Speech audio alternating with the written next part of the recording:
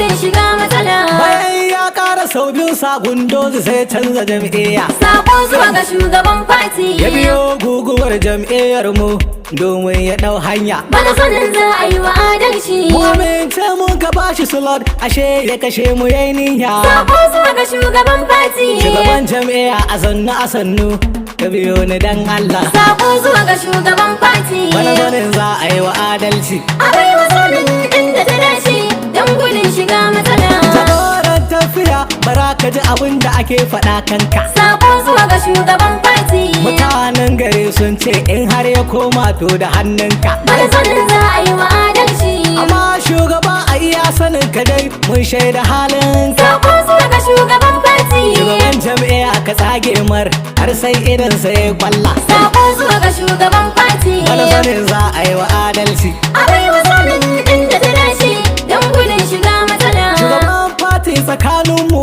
akwai fahimta da adalci. Sako zuwa ga shugaban fati. Kai ma na san hakika ba ka san jam'iyya da kaskanci. Bana sanin za a yi wa adalci.